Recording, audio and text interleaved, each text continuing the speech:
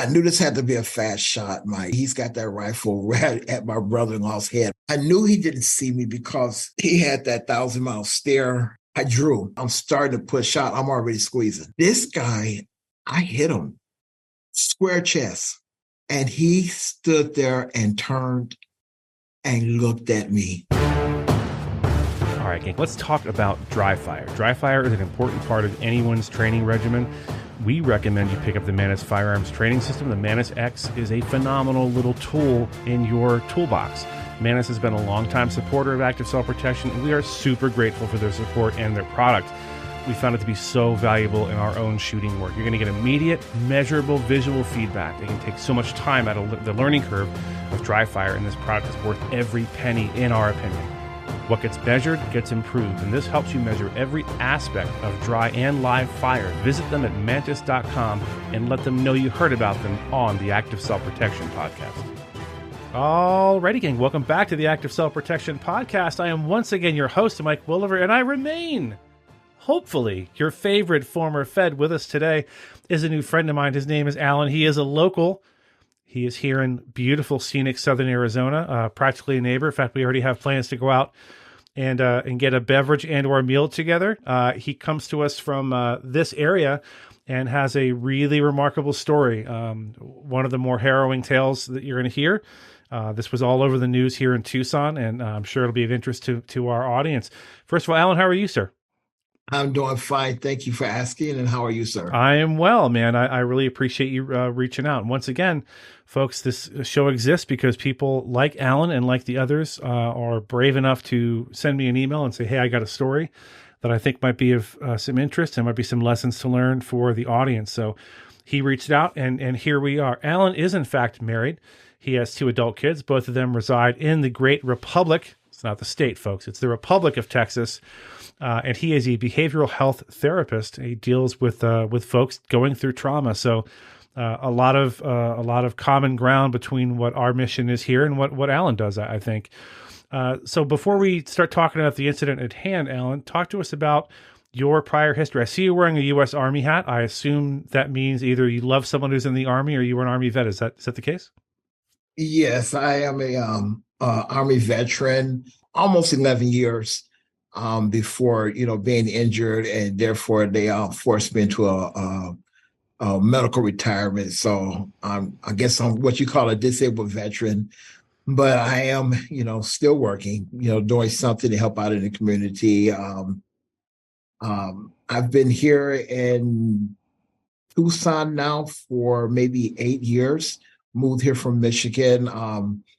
And this is not a commercial for love.com. I can't think of it. If my wife knew, I forgot the name, she would kill me. It's all good. But we met on one of the dating sites. Mm-hmm. So here we are, 10 years later, still married, and everything's going well. Very nice. So you love to hear it. So was it like eHarmony or one of those type of sites? eHarmony.com, yes. All right, very good. Well, there's eHarmony. We're willing to have you sponsor us. Reach out if you want. I don't know why they'd sponsor this podcast, but I guess it's a possibility. That's a beautiful story, man. You love to hear it. So, what brought you to Tucson from Michigan? Was it a job or love or something else? It was love. We met on eHarmony, and first time my wife and I we spoke like 7 hours on the phone. By the end of that conversation, I told her, I said, I'm going to marry you, and she just giggled and laughed and everything. And so I had my job transferred to Tucson, and told her, I said, I'm on my way. And she thought I had lost my mind. And, and I showed up, and it was another first sight. And our friends thought we were crazy. And here it is. Like I say, 10 years later, we're just as happy as can be. Brother, I tell you, I met my wife in, early October of 1996. We were married in September of 1997. So we're actually going to be friends, man. I think this is going to be a beautiful relationship. We're budding right now. When you know, and yeah. I think that's a beautiful thing. I love that. I asked you about your move and your job and your go-to is to talk about your wife. That's awesome. That's how I try to be when I talk about my beautiful bride. Yeah. Yeah, it's good stuff. Anyway, we're gushing now. Let's move on to something self-defense related. So in the Army, did you have a job, an MOS in the Army that dealt with firearms, that sort of thing, other than basic training? Did you do anything in the Army that we could call self-defense or related to that sort of thing? It's crazy to think about it, but I was in the airborne. I ended up at Fort Hood doing some specialized training there, and I was able to get accepted to one of the units there. And so here's the crazy thing about it is the Killeen Police Department were doing special SWAT team training. Mm-hmm.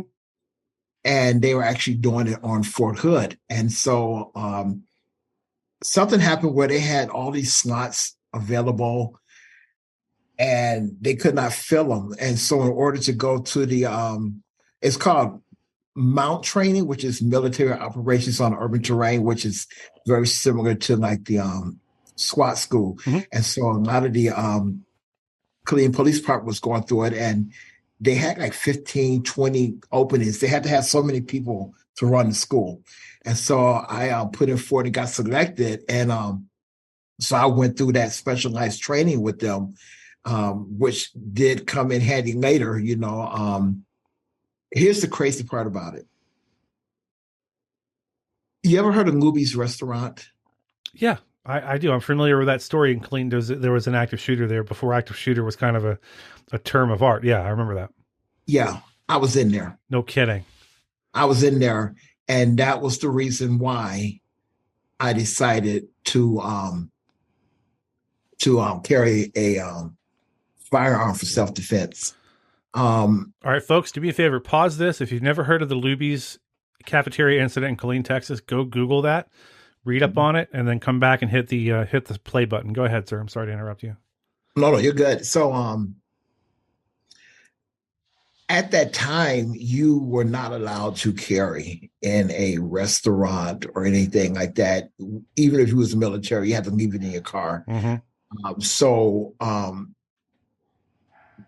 that's what happened when George Bernard, that was his name, when he drove through there into the window. And he, at that time I had some combat medical training. And, some friends and we thought, oh, my God, this guy has lost control of his car. Maybe it's a heart attack. Maybe it's a stroke. Let's go help him. Mm-hmm. And about that time we got ready to move is when he opened his door and just went ballistic. And a lot of us were able to make it out the back door. There was a really huge guy there. And,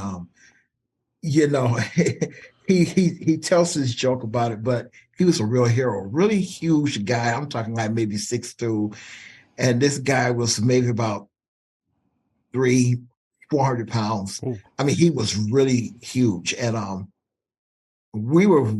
that was one day that people were really glad to have this guy, because when the shooter had everyone trapped, he yelled out, "Follow me," and he literally with his body ran through a glass window, because the windows came all the way to the ground. That's how the guy was able to drive in there. Mm-hmm. And he punched a hole through the window with his body, and that's how the majority of the people escaped. Wow. Now I've heard a story, it might be apocryphal, but I've heard a story that there was a sheriff's deputy in there with her parents who had left her firearm in the vehicle. Is that a true story? Do you know? Yes, she actually went before the Texas Congress and testified that had she been allowed to carry her firearm in there, that she would have been able to save her parents. And that was like really one of the big focal points that opened up concealed carry for Texas. Well, first of all, I'm glad that I can confirm that's a true story, because I've been mentioning that, at least in passing, for years now. And second of all, this really lays bare the foolishness of gun-free zones and how that should never, ever be a thing, that good people, armed and trained, should be able to carry a gun pretty much anywhere, unless there is some compelling reason why not. We've had people on this show, one guy who accidentally brought a concealed weapon to his daughter's school when she went missing, Right. and was giving the, I don't know if you heard that episode, what he's given the administration an earful because it wasn't the first time this had happened, Mhm. and ended up getting arrested when when an officer happened to notice that he was carrying a firearm. He never brandished it. He never made a threat. He never, there was nothing, firearm was never in play. In fact, the whole thing was over. He's on his way out, buckling his girl into the car when that officer made a decision to arrest him, and I think it was really kind of crappy, quite frankly. Yeah. But gun-free zones don't work. It only takes one person who A, is a criminal, and therefore B, doesn't care about the law to violate the gun-free zone, and everyone else in there is sitting ducks. So Exactly. good for her for taking care of that. That's so crazy that you were there. I'm a little blown Yeah. away. I'm not normally speechless, but that's insane that you've been in two such situations, as it turns out. Yeah. So, but Yeah. go ahead. I'm That sorry. was a shocker. That was definitely a shocker. Because there was a lot of people upset because we felt like we were soldiers in the army. We were willing to put our life on the line for our country, but yet off post, Mhm. we were so restricted when it came to firearms. As a matter of fact, we were so restricted to the point that we couldn't even bring it on post. We had to leave it in our home. Fort Hood, right? That was the same place that the one of the, I think it was an army doctor, army psychiatrist showed up He with. was, yeah, he was an army psychiatrist, and he opened fire, at a gymnasium right there on Fort Hood. Yeah. Yeah, well, I don't. Unfortunately, I don't foresee the military changing their position as far as uh, soldiers, sailors, airmen, and Marines carrying off duty on base. But yeah. Anyway, well, I digress. We're not going to make any progress in that arena. So after that happened, the incident at the Lubys Cafeteria, did you then decide, okay, I need to get armed, I need to train, or anything like that? Or was that a catalyst for you to start down that road? It was because I felt helpless. Hmm. Um, and I think it was just a fear that, okay, what if I'm somewhere with my wife and my kids and something crazy happens? How am I going to protect her? She's since then, my first wife passed away of cancer. We were married 22 years at that time. But I just felt like after that, I just needed to be prepared, and as soon as they put out in Texas that, you can apply for your concealed carry, just meet these standards and so forth, I probably was in the first few thousand that immediately jumped on it. Matter of fact, yeah, it came back quick. I was glad, and I immediately started carrying, and I've been carrying ever since.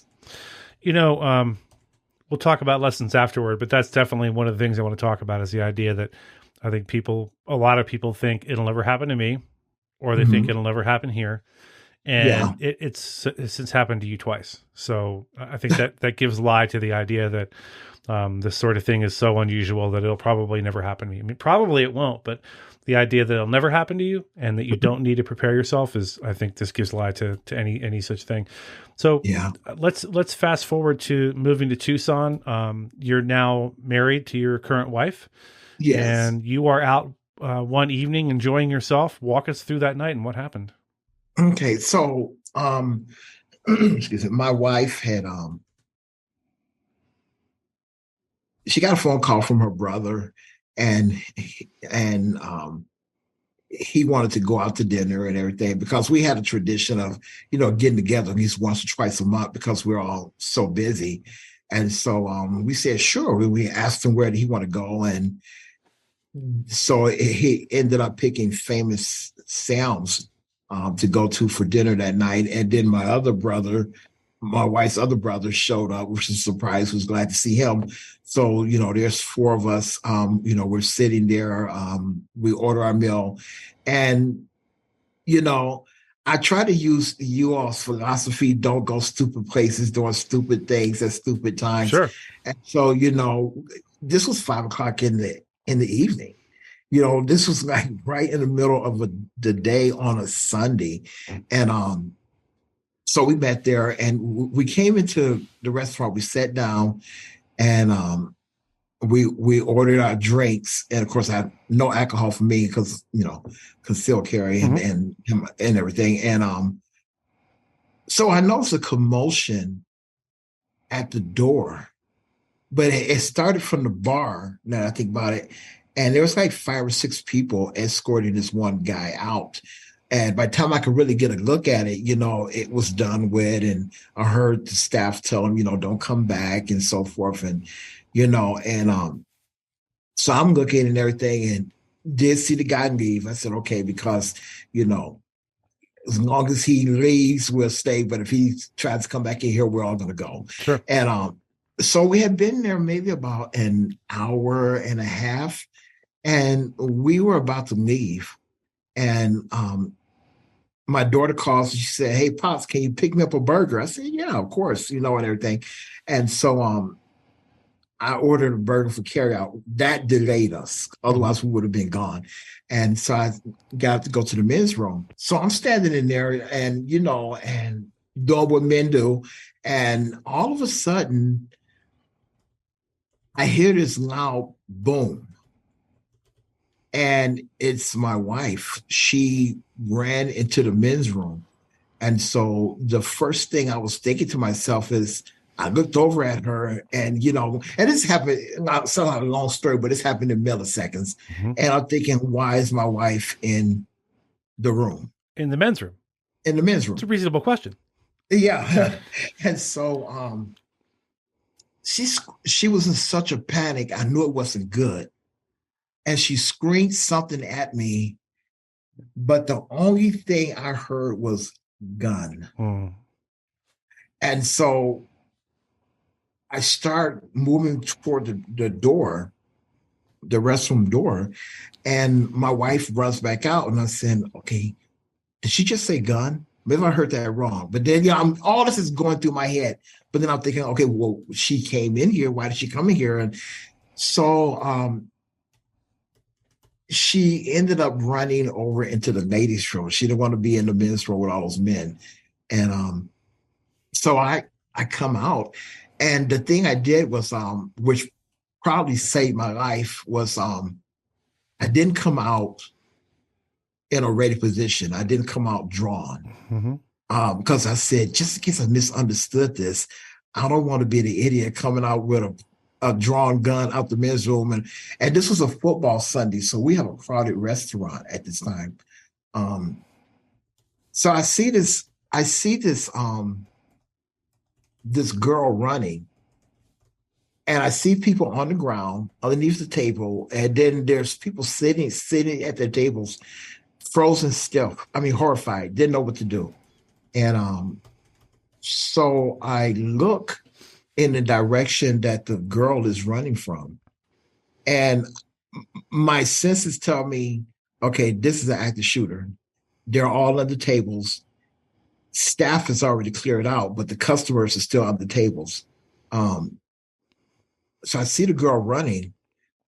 So I said to myself, whatever direction she's running from, that's the direction of the shooter. So I turn to my right and I don't see anything. I immediately shift to the left. And all of a sudden, there it is. There's a guy standing there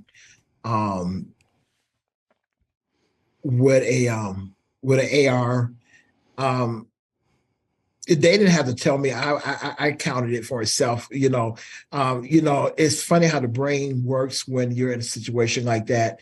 I was able to quickly assess and scan his waist, and I said, that's 330 rounds, because he had 10 30-round clips on magazines, not clips on magazines, around his waist. So I said, that's 300. One in the magazine, that's 330. One in the chamber, that's 331. The mind works fast. No doubt. So I guess my question now would be, there was no doubt in your mind this wasn't a SWAT team member, this wasn't a cop, this wasn't anything other than what it appeared to be. Was there ever a moment of hesitation in your mind, like, well, maybe this is something other than what it clearly appears to be? Or was it obvious to you it was what it was? My mind was still assessing the situation, and I wasn't sure yet. And so this is what really drew my attention, and I realized, okay, it's go time. You know, this is my moment. I'm gonna have to take it. He raised his AR-15 and he put it to my brother-in-law's head. And that's when I said, it's go time. And so I carry from the this is hilarious because I used to watch Mike. I watch you guys show all the time. Mm-hmm. And and there's one, you guys always talk about that 1.4 second draw. That Mm-hmm. 1.4 second draw. The draw to first shot, yeah. Yeah. And so I saw him put that rifle to my brother-in-law's head. This is why I love you guys' show. Because you guys always talk about training. Mm-hmm. And so from watching the show, I literally would go home and safety check my weapon, of course, because I don't have one of those mantis things, make sure there's no magazine in there and everything's cleared out. And I literally would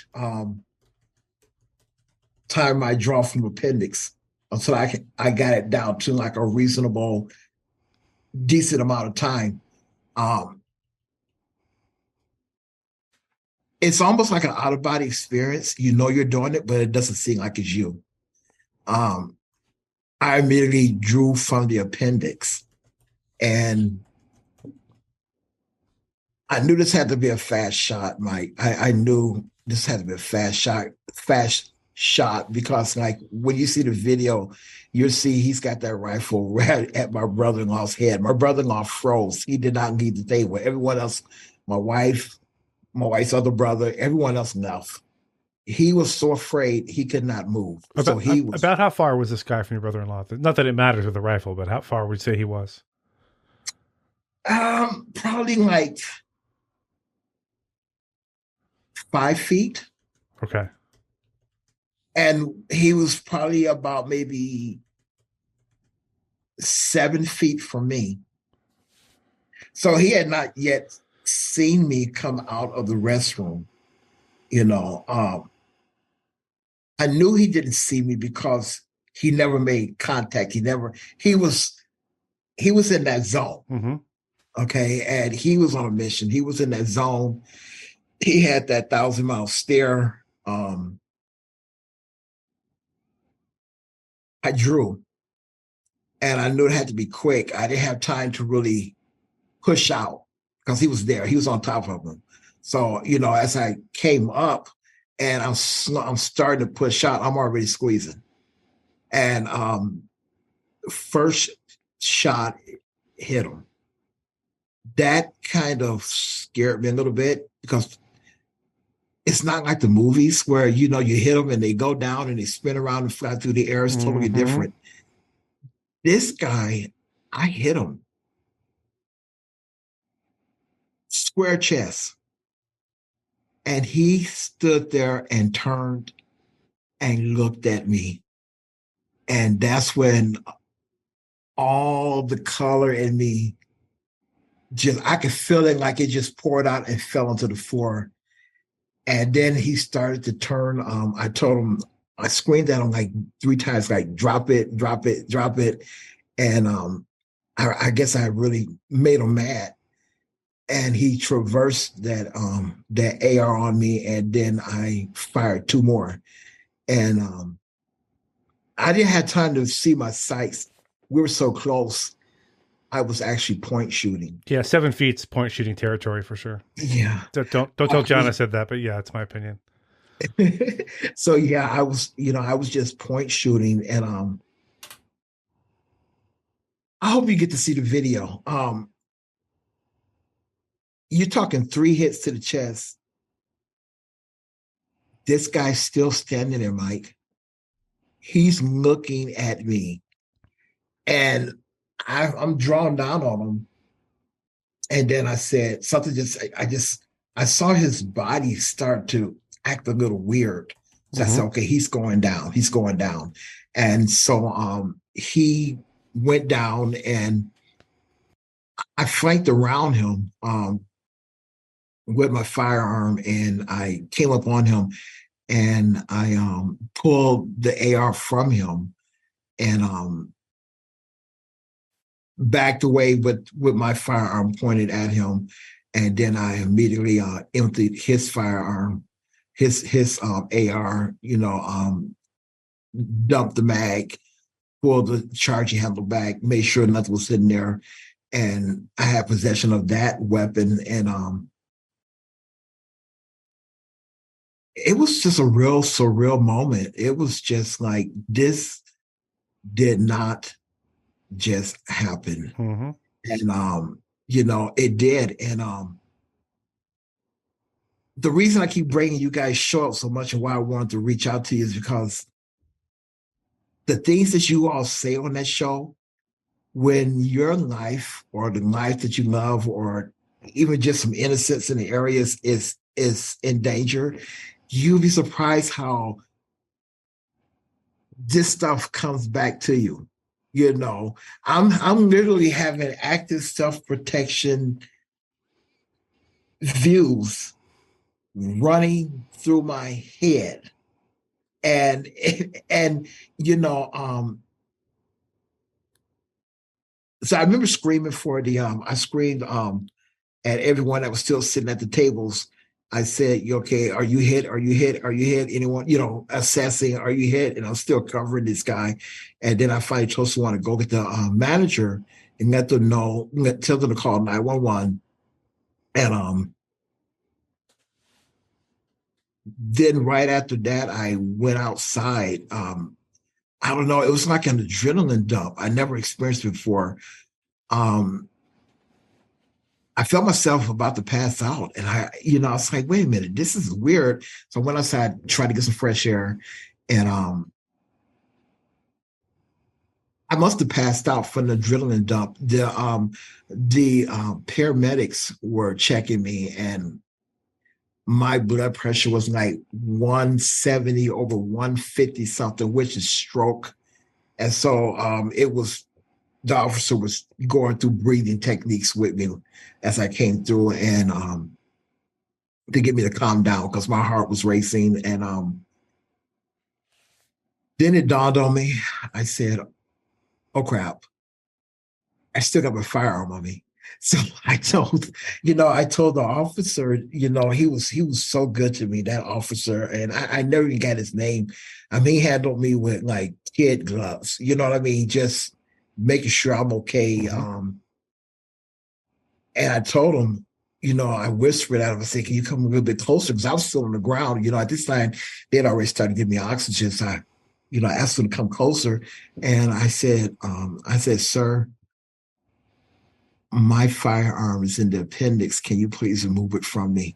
And everything. And he went, and I don't know why I told him this. I know he already knew this, Mm-hmm. but I said, "Can you remove it in the holster?" Right. Yeah. Please don't shoot me with my own gun, whatever you do. So I said, "Can you please?" And he kind of did what you did. He kind of giggled, a little bit. And he pulled it out and everything. And then about maybe 10 minutes later, it just like all heck broke loose. I mean, so what I did not know was when the call went out, and they didn't call it as, like a shooting at a restaurant. They actually sent the call out as active shooter. Mm. So, because I was wondering, like, why is there so many cars here?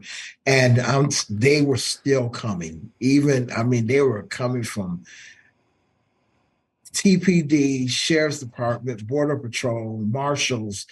Everything that was in that vicinity just swooped in like bumblebees. And and the reason I reached out is because I don't think people understand the severity of what you guys teach. Everyone always says, "Well, this is a good place. It'll never happen here." I'm surprised it happened here. This is such a good neighborhood, or whatever. Right. But it can happen anywhere. And that night it did. It happened to us. And It was like 4 or 5 detectives. They went in and they watched the video, and some more people came. Excuse me, and they went in and they watched the video, and we were there for like 4.5 hours. I'm like, holy crap, you know. And I remember one of the detectives coming to me after everything was over, and he pulled me to the side, and and he whispered in my ear. He said, "Go home. We all saw the video. You have nothing to worry about." Wow. Okay. I gotta stop you right there. That is very unusual for a detective to say something like that.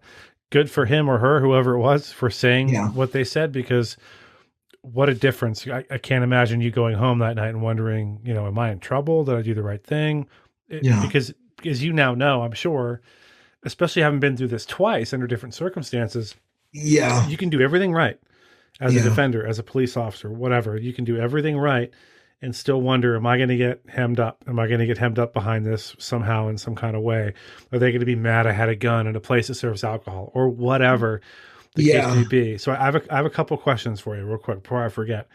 Okay. You're standing there processing the idea that there is somebody there who is heavily armed. He has a rifle, but he has a ton of ammo.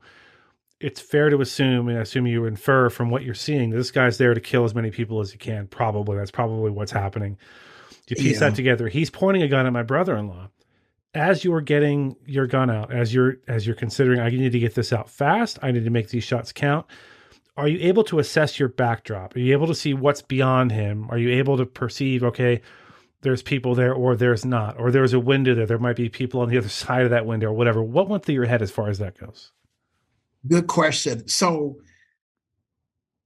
there was another guy there who was trying to stop the shooter, and he had a knife in his hand, and he's approaching the guy. And I remember when I drew, I made eye contact with that guy, and he knew that I was telling him to get out the way. Right. And when we made that eye contact, it was like some empathy. He knew what I needed him to do, which is move. Right. This is not a knife fight. This is a gunfight. Right. And he immediately went to the right. And I remember looking beyond the shooter, and everything was clear from where he was. And so the only thing I'm going to hit is a couple of pinball machines if I miss, and fired off. And when the guy was on the ground, I said to myself, okay, he's down. The threat is stopped. No headshots. No, this has got to be clean. Mm-hmm. And so I just went up, got his weapon and everything, and I remember my son saying, well, Dad, I would have shot him in the head, and I said, yeah, and you would have probably been charged with murder because he was still alive. That's an important point. I'm very glad you said that. We've had people. John has gone on on videos that I'm not in, and there's people who have had a justified use of force, whether it's a shooting or however they defended themselves, a gun, a knife, whatever. And those people then, we shoot, we do whatever we do, shooting, whatever it is. We do it to stop the behavior of the person doing the assault. And the behavior stops or changes. We then reassess and we stop doing what we're doing if it's appropriate. So I'm very glad that you addressed that, because you could have, and probably would have been fine if you'd have walked up and put one at his head at that moment, because you're not a cop. You're not special forces. You're not expected to have the kind of restraint that a police officer has. But at the same time, the fact that you watched our videos, and especially John's videos, and thought to yourself, okay, well, he stopped doing what he's doing. Now it's time for me to stop shooting. I'm sure that you were keeping an eye on him, and until he had that gun off of him, we're wary. Now, once you took the AR off of him, did you, and it's okay if you didn't, did it occur to you to check him for any other weapons, IEDs, knives, other guns? And I kicked myself in the butt many times about that, because I thought about it later, an afterthought, like he could have had a backup on him. Sure. And I failed to check for a backup because I was so fixated on that AR, and getting it away from him. But then I never checked for a backup weapon, which I should have. And another thing, I mean, I know he was an active shooter, but my mind was so all over the place. All these years that I've been carrying since the early 2000s, I had never thought of you carrying a first aid kit No kidding. until I watched you all show. That's why we do what we do, my man. Hold on one second. Yeah. I'm gonna check with the audience now. You didn't check in for a backup gun. Are we gonna give him a pass on that? He didn't check in for a back. Okay, you get a pass on that, Alan. You're fine. Don't worry about it. The audience says you're fine. They did a good job. Tell them thank you. Yeah, I will. Yeah, but yeah, PPD was outstanding. Before anything would hit the media, TPD was contacting me and saying, "This is what's coming out. This is what's coming out." You love to hear it. Yeah, before he passes, before the news gets out that he passed away, this is what's coming out. This is what's coming out. Tomorrow we're meeting with the district attorney. This is how we, just on and on and on and on and on and on. I mean, I don't think I would have made it through without the training or active self-protection or without the those TPD officers. Oh, this is something I forgot to bring out, and I know we've been here for a long time, but this is no. Something Take all the time you want. We got all the time. There's no timer on this show, my friend. Go ahead. Yeah, this is something that really bothered me. So that night they assigned an officer to stay with me to keep me covered, and so all of a sudden the TPD officers, they like 4 or 5 of them, they just ran to the vehicles. I'm like, oh, okay, what's going on and everything, right? And the TPD officer, he grabbed me and he put me against a pillar. And then he had a blanket from the paramedics and he shoved it over my head. And I was like, what's wrong? What's wrong? And he said, the media's here. Yeah.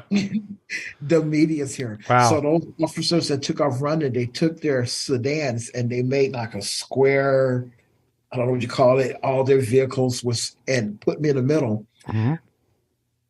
Those news reporters were so good. I'm standing inside the middle, okay, where they can't see me.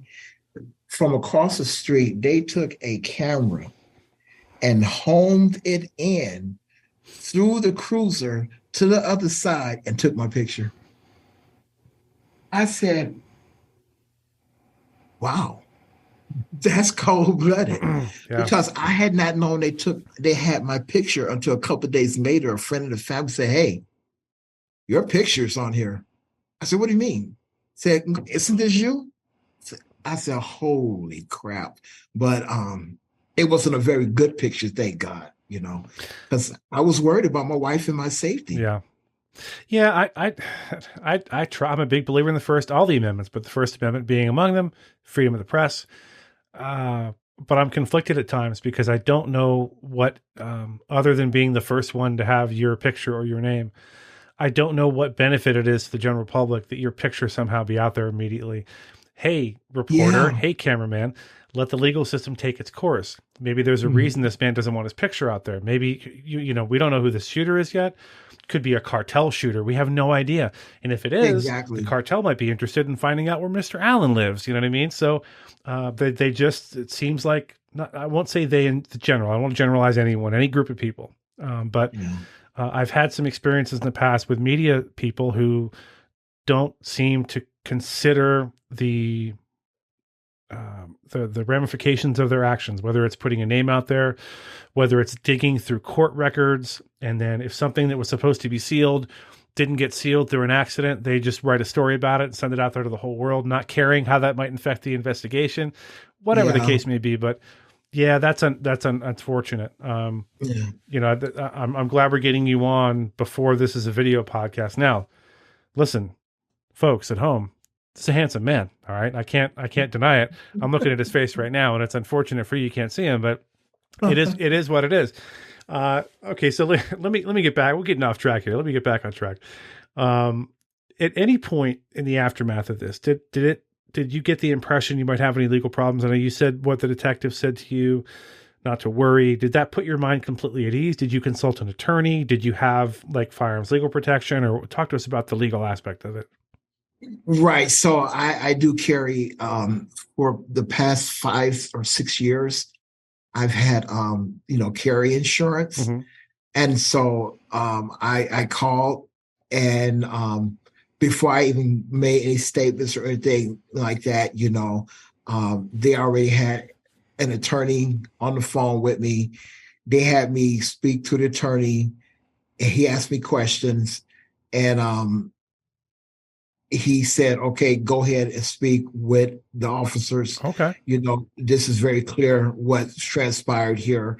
And as I spoke with the officers, the attorney was on the speaker Okay. and everything. He said, he was going, answer that, go ahead and answer that, so he was right there. And that gave me some reassurance too, that because I was thinking, oh, my God, your average person, if this happens to them and they don't have any type of coverage, these fees can be astronomical to defend you if it goes the wrong way. Sure. As far as the decision of the district attorney. Yeah, and like I said earlier, fortunately you're in Southern Arizona, so there's a pretty there's a pretty progressive view on firearms. And, most cops in Arizona, if you get stopped on a traffic stop and you're like, hey, I have a firearm, they're like, okay, cool. Just don't touch it, and don't touch yours, and I won't touch mine, or whatever the case may be.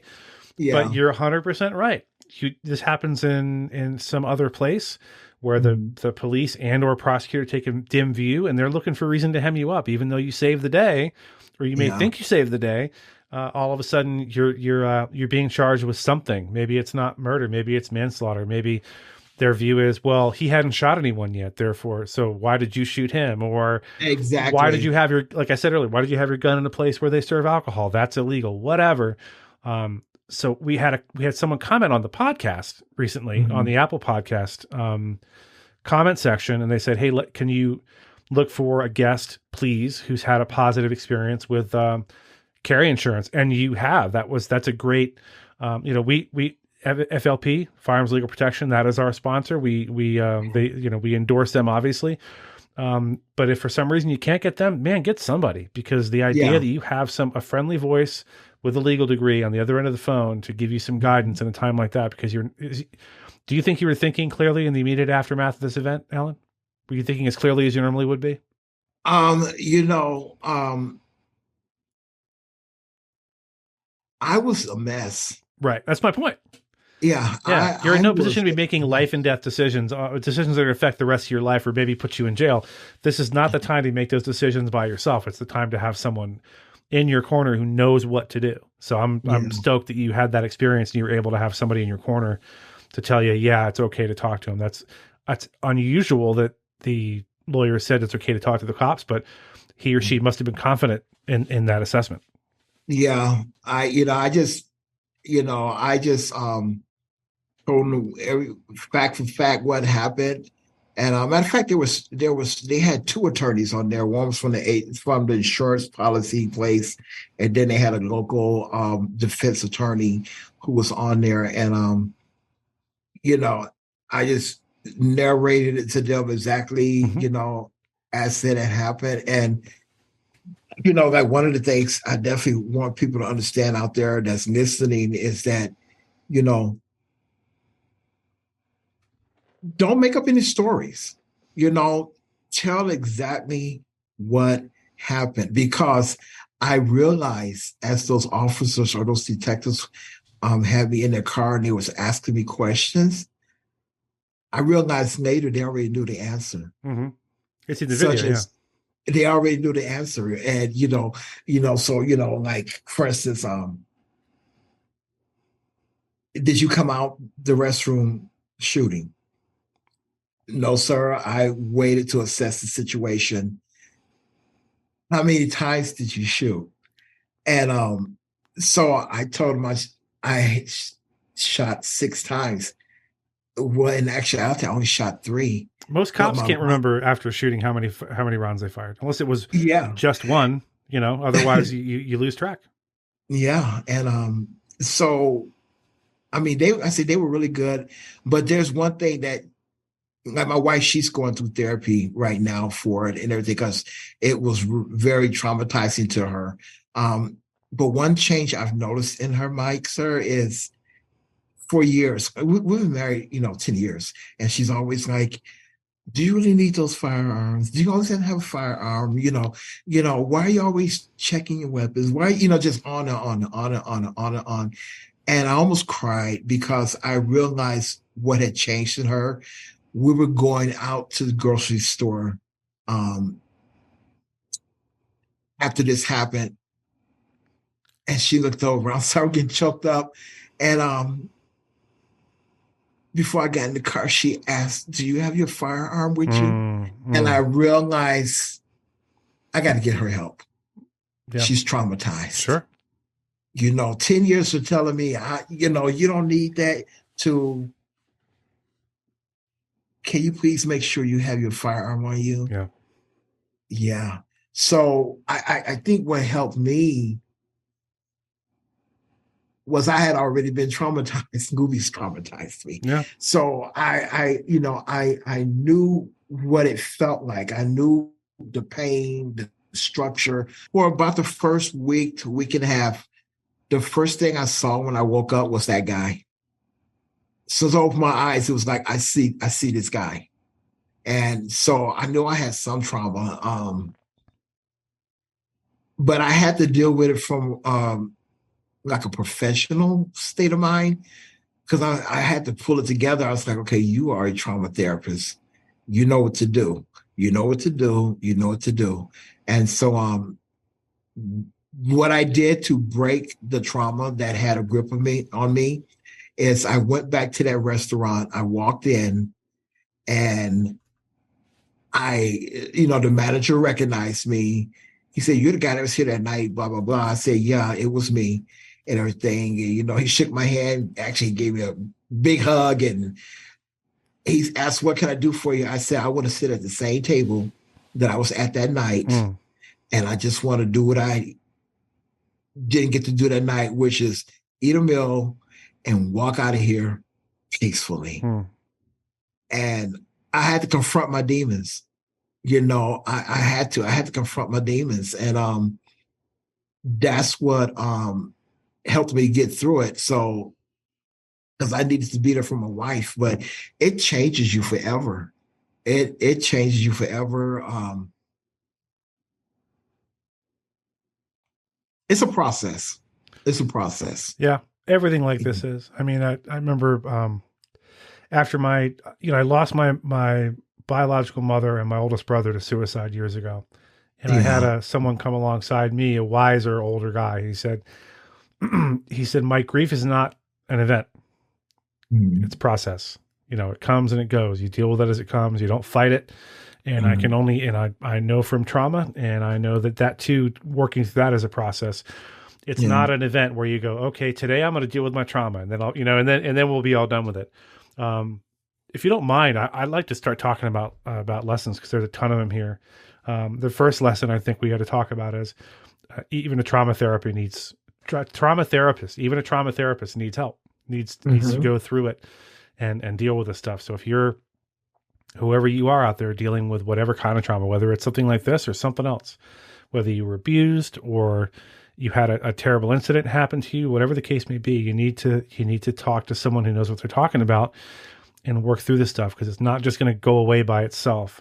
If you don't deal with it productively in a healthy way, you'll deal with it in an unhealthy way. Yeah. So let's talk about this specific one. I think the number one thing to remember is, and as Alan has said over and over again during this interview, he watched the videos, he got the training. It's cool to have fun watching ASP videos. It's cool to have fun training, but there needs to be an element of that where you're like, this stuff is real. This is not a drill. We're preparing for hopefully something that never happens, but The moment that it happens is not the time for you to start formulating a plan. ASP stands for active self-protection. It also stands for attitude, skills, and plan.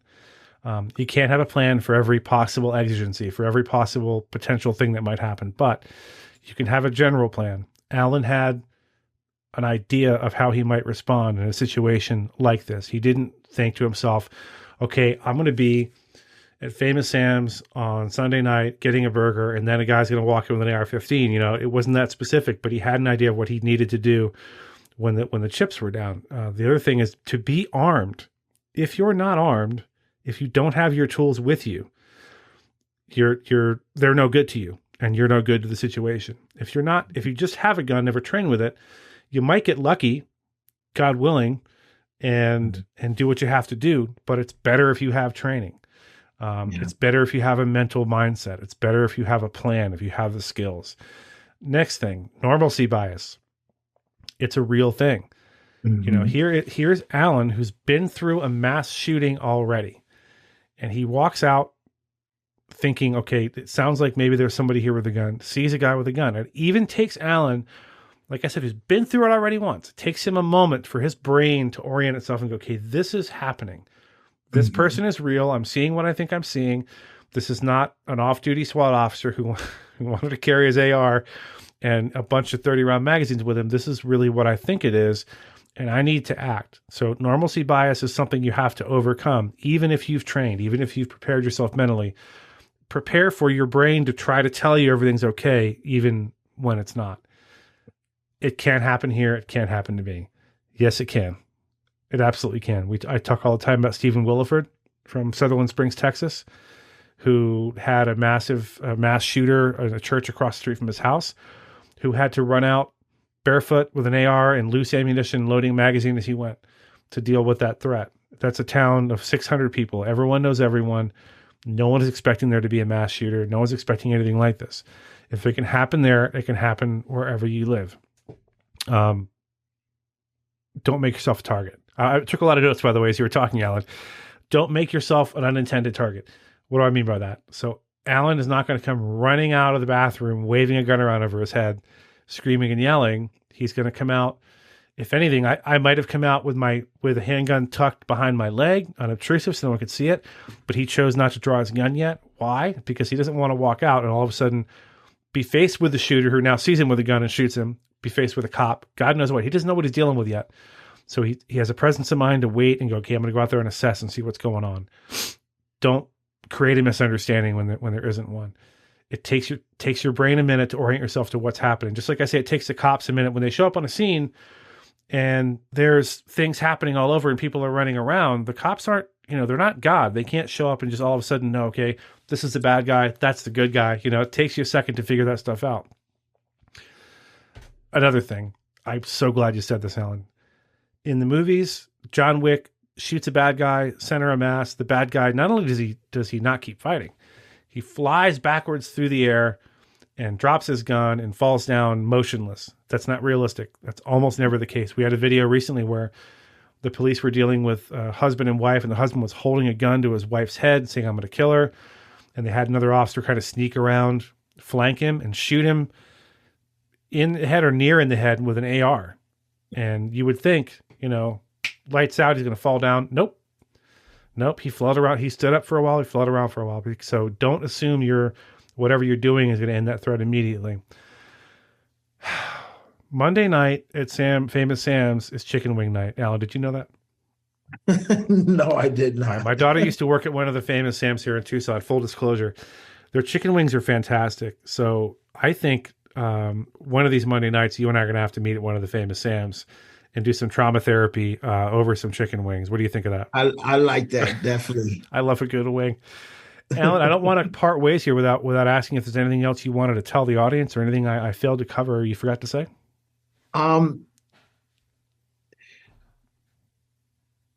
A firearm does you no good if you don't carry it. Like I said, my wife, she's always laughed at me because you had to walk a ways out to get our mail, or you had to walk a ways out to get the garbage, and I have my little pajama holster, and just walking down the street to the mailbox. You just never know. And, it does no good if you can't carry it. But, more importantly, is get the training. Get the training. I think what helped was that I had rehearsed that scenario hundreds of times in my head. And everything that happened that night was muscle memory. As far as the handling the firearm and drawing it, it was muscle memory. Let me make a distinction there. I want to make sure the audience understands, because I know what you mean. I'm not sure if they know what you mean. Mm-hmm. Alan's response to this was carefully considered in the moment. So everything he did as far as how he approached it, how he walked out of that bathroom and everything else was carefully considered in the moment. That's what I got from what you said. Yeah. However, as I always say on the badge cams, you need to practice this or that skill until you can't get it wrong. You need to practice dipping your muzzle when a good guy walks in front of you. You need to practice emergency reloads, especially for law enforcement. You need to practice your draw. You need to practice all that stuff until it's second nature. So the muscle memory part, correct me if I'm wrong, you're talking about your firearms manipulation was kind of like driving a car. You don't think about all the things. You don't think about pressing the brake or turning the wheel. It just happens. Am I right? Exactly. Okay. Yeah, I think that's critical. Alan, it's been an absolute delight talking to you. This is going to be among my favorite episodes I've ever done. I look forward to getting some chicken wings with you, sir. Definitely. One of these Monday night, one of the Sams. I appreciate your time so much. Thank you, sir. All right, thank you. You take care. All righty, gang. That is the end of the main interview, and therefore it is that time again, folks. Your favorite time of week. It is time for the Gutowski Files, starring Stephen Gutowski. He is the founder of TheReload.com and the host of the Weekly Reload podcast.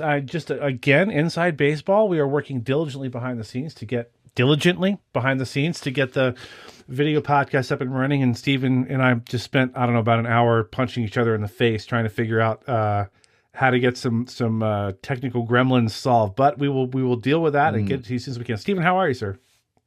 Right in the face. Right in the face. I'm doing well. It wasn't that bad. No, we weren't. I think we figured it out. Couple things. It's not the blind leading the blind. Pretty videos soon. Stephen already has a video podcast, folks, which you can find on YouTube or over at The Reload. We highly recommend you go over there and consider getting a membership. I'll get this out of the way up front. Stephen relies on your membership fees, dues, as it were, to fund his important work. So go check that out, TheReload.com. Stephen, this week we are discussing a federal ruling out of a federal appeals court, was it, in Texas? Why don't you tell us what's going on down there in Texas? Yes, that's exactly right. There was a case called Vanderstock v. Garland that saw a preliminary injunction this week against the government enforcing President Biden's ghost gun, so-called ghost gun ban, which is really a ban on unserialized, unfinished firearms parts that people can use to make their own guns at home. And this preliminary injunction was issued on behalf of Defense Distributed and its customers. So Defense Distributed is the company that was behind like the first 3D printed gun prototype, and also a company that they make the Ghost Gunner, which is a mill that you can buy it's like a little mini CNC mill to finish gun parts at home. There's, they host a website that has a lot of gun files on it. And they've been, as you could probably guess from that description, at the center of most of these legal fights over homemade firearms over the last, 5 or 6 years. And so the fact that the Judge Reed O'Connor, who's with the District Court for the Northern District of Texas, he's a George W. Bush appointee, the fact that he granted a preliminary injunction on their behalf so that the government can't enforce this rule against them or their customers really kind of, it doesn't completely block the rule in theory. The ATF could go and arrest people for selling these parts who aren't covered by this injunction, but in practice, it makes it much more difficult for them to enforce this law at all, because the judge is essentially finding that the rule is unconstitutional, or it's likely to be unconstitutional. That's one of these things with preliminary injunctions and temporary restraining orders. It's like the judge has basically concluded that this is unconstitutional, but this is sort of the early stage of the case, so they're not explicitly saying that.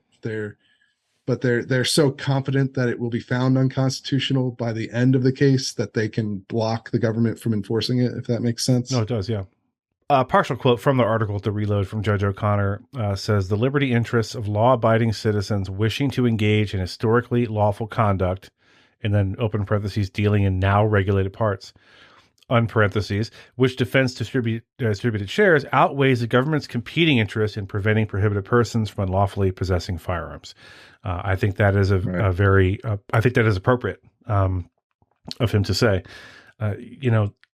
What we don't talk about sometimes on this show and the segment is the government can prohibit anything it wants, but the bad guys always seem to find a way to get a gun, whether it's stealing it or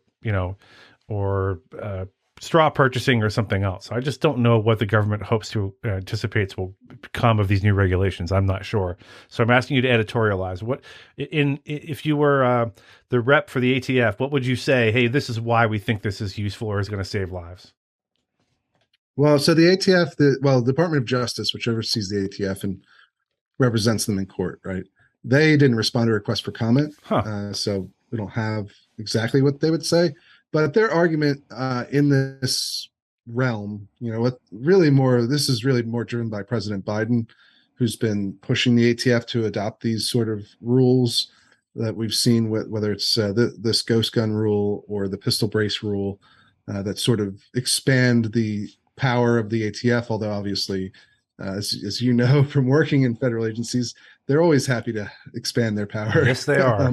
It's not something that they generally are unhappy with doing. But regardless, this has been more of a top-down effort in the administration to get the ATF to institute these rules unilaterally without, going through Congress first, because they don't have the votes to pass these sorts of things. So the president's trying to do what he can through executive actions, and he's finding it to be a hard go of it because there's only so much an agency has the power to actually do without new legislation being written.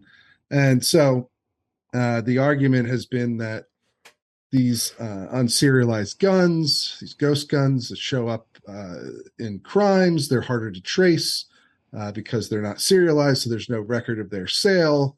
Therefore they're bad. Obviously, the other side of the argument from the Defense Distributed people and Second Amendment Foundation, which was involved in this suit, and there have been really every gun rights group you could think of has challenged this rule.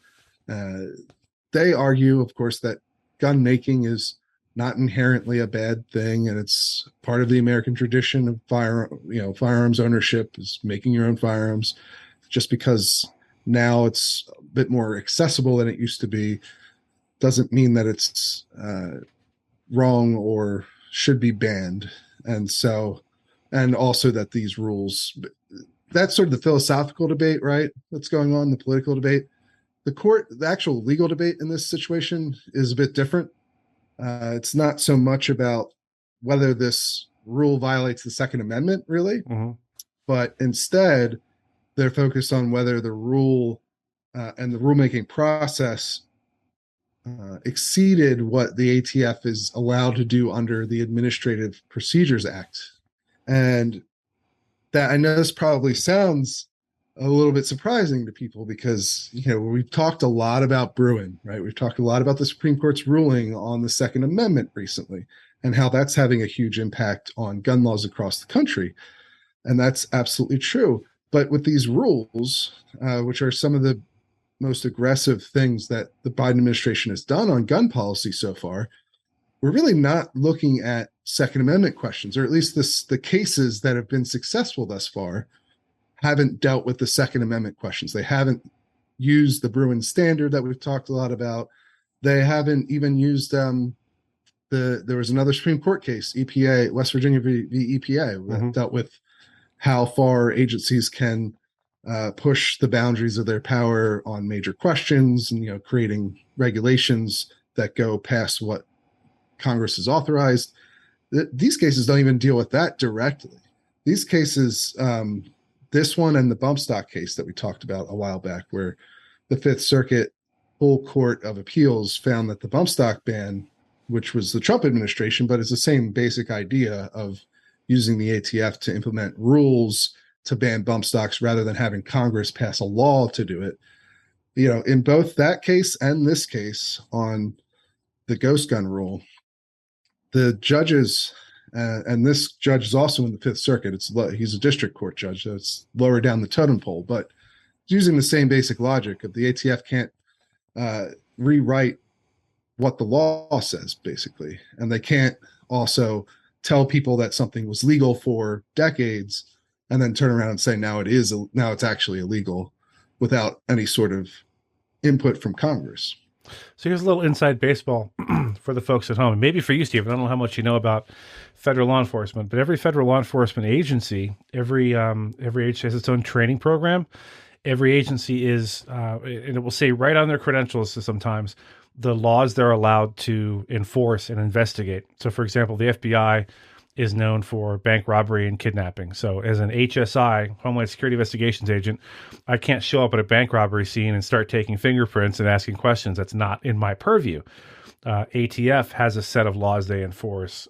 For us, it's all the immigration and customs laws we would enforce. So, for example, Title 8 of the United States Code is all about criminal violations of immigration laws. So, for example, if somebody is deported as a felon because they committed a felony, and let's say they were deported back to their home country and they come back, there's a section for that. I can arrest that person and put them in jail for coming back into the country after being deported as a felon. It's 8 U.S.C. 1326, probably the most common thing we enforced as far as on the immigration side. And there's a bunch of customs laws. Well, I say that to say this. You mentioned earlier, agencies are they're not in a hurry to give up power that they've accrued one way or another, whether it's rulemaking or what have you. Right after 9/11, the FBI, who just kind of does whatever they want, apparently, the FBI, and this is me, by the way, editorializing. That's no reflection on Mr. Gutowski and his journalistic credentials. This is my personal experience. Yes, leave me out of this. Yes, the FBI just kind of does what it wants. Just kidding. And when it comes to showing up after another agency's done a bunch of work and to do 5 minutes of work and take credit for it, they're good for that too. But I'll say that to say this. After 9/11, they're like, all of a sudden, the Title 8 of the United States Code seemed very important to them because we're dealing with aliens, people from outside the United States that came in to commit terrorist acts, and their supporters and assistants and their networks. A lot of those people were not U.S. citizens, and all of a sudden, what they consider to be dog catcher work, immigration work, was like, oh, all you guys do is, you raid car washes. What good are you? Well, that wasn't true. We did a lot of complex investigations, and all of a sudden, they were hip to have that Title 8 authority, and they got it, and they used it as long as they needed to do what they had to do. But I say all that to say you are 100% correct. Federal agencies are loath to give up power they've accrued. And look, federal agencies, they like to have flexibility to enforce the laws that they've been assigned to enforce. Now, in order to make their jobs easier. Now, of course, when you live in a free society, whether the police's job is as easy as it could possibly be is not necessarily the top priority. 100% right? Like, not. If it conflicts with your rights, right, then it becomes a problem. But, certainly an agency is going to want to be able to have flexibility in how it approaches enforcing the law. But the courts are there to tell them when they've exceeded their authorities. And that's basically what is going on in this case with the ghost gun rule, because for decades, really, this initial definition that the ATF had for firearm, which is important because of how we regulate firearms, right? Like once a part is defined as a firearm under federal law or regulation, a lot of increased scrutiny applies to that part.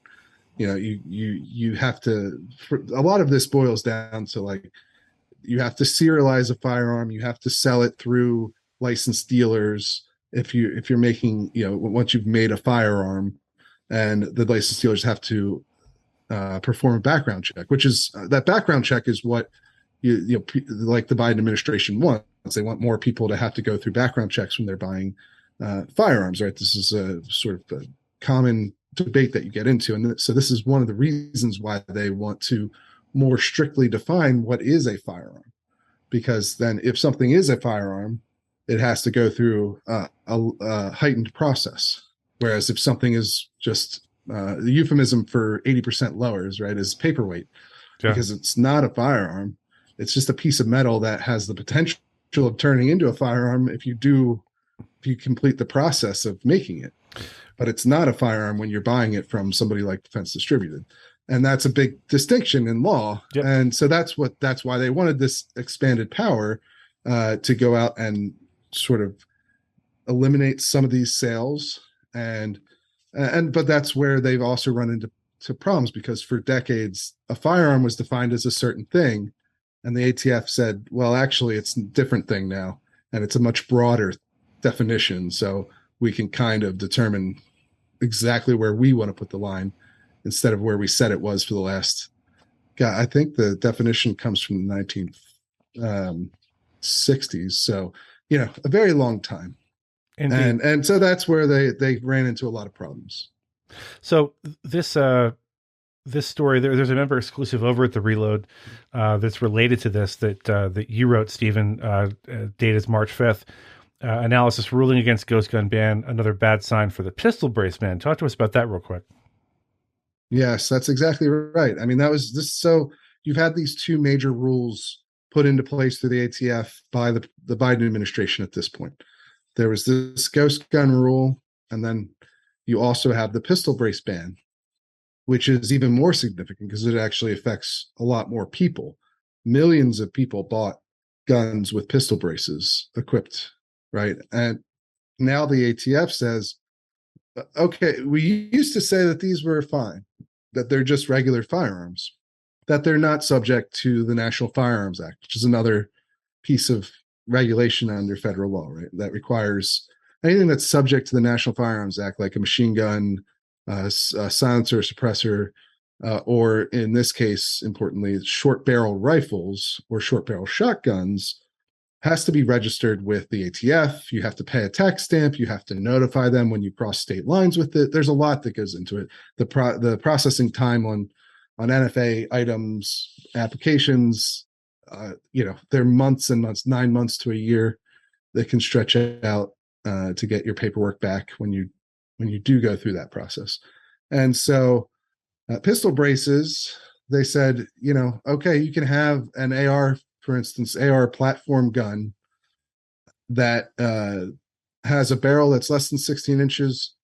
But if it has a pistol brace on it instead of a stock, it's not a short barrel rifle, because it's not designed and intended to be shoulder, which is the definition. That's where the distinction comes in, And so the ATF about a decade ago said, yeah, that there was the first SIG brace came out, and they said, this is not a short barrel rifle.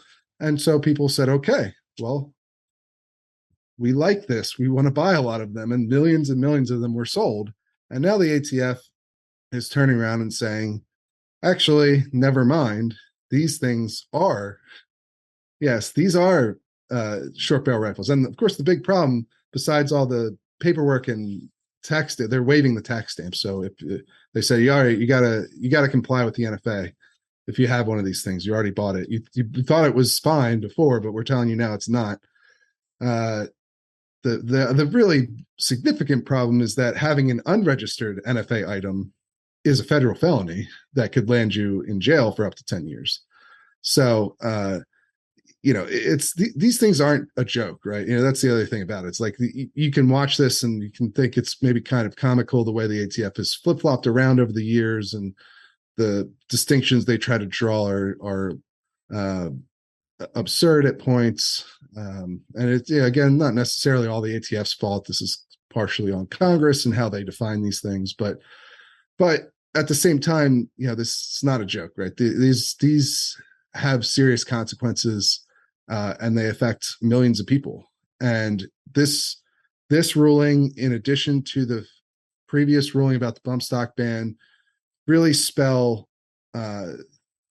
doom, I think, for the pistol brace ban. It's hard to imagine that is going to be implemented without a federal judge in the Fifth Circuit blocking it at some point. And interestingly, again, it probably won't be on Second Amendment grounds, even though these are Second Amendment fights. These are fights over gun regulations, gun laws. It will probably be an APA violation, just like these previous two were. We'll take it any way we can get it, Stephen. Folks, that is our time. Do me a favor, go over to thereload.com and check out that website. Consider getting a membership. Stephen does depend on your membership dues to fund his important work. As I said at the outset here, Stephen, thank you so much for your technical behind-the-scenes help, and thank you for being here this week. I'll see you next time. Absolutely. Hey, friends, this is John Correa. If you like the podcast, if it is bringing you value, do me a favor and leave us a rating and a review. It really helps us out.